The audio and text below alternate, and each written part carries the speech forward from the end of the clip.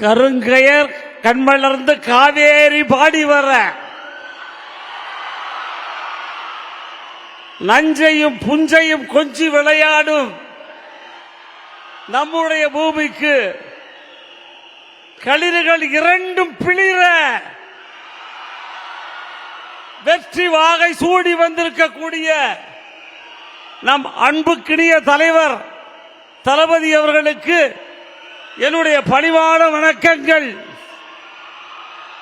இங்கே இருக்கக்கூடிய அனைவருக்கும் மீண்டும் என்னுடைய வணக்கத்தை தெரிவித்துக் கொள்ளுகிறேன்.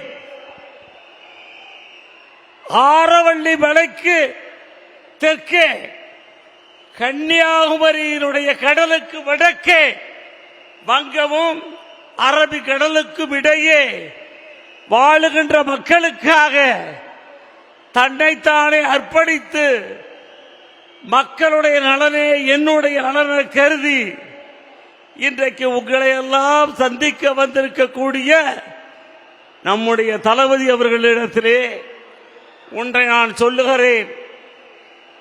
உலக வரலாற்றிலே மட்டுமல்ல, கடலிலே பிறந்து கடலிலே வாழ்ந்து தன் கதையை முடித்துக் கொள்ளக்கூடிய விவசாயி, அந்த விவசாய பெருங்குடி மக்கள் வாழுகின்ற இந்த தரணிக்கு நீங்கள் வந்திருக்கிறீர்கள்.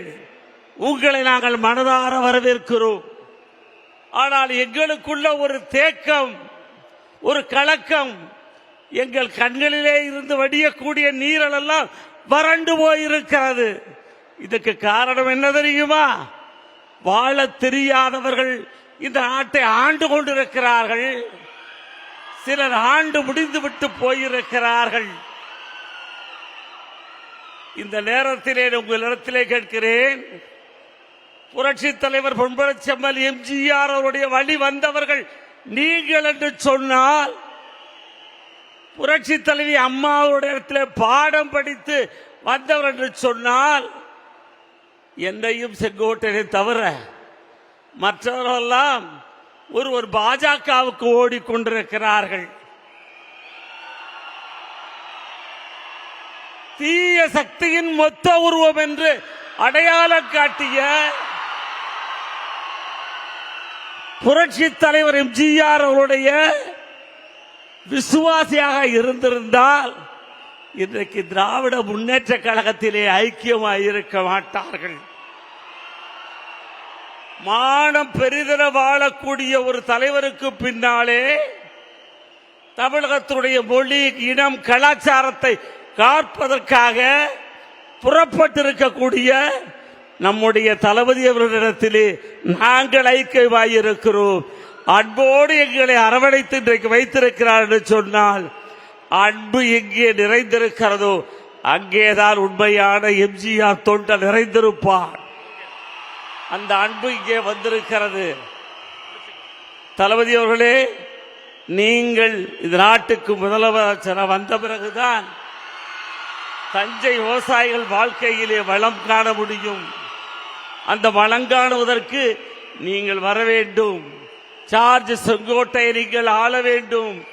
அந்த காலம்தான் ராஜராஜ சோழனுடைய ஆட்சி பெருமையை நீங்கள் இங்கே காட்டுவீர்கள். அந்த நிலையிலே நாங்கள் ஏங்கிக் கொண்டிருக்கிறோம். கடைசியாக ஒன்றை சொல்லுகிறேன்.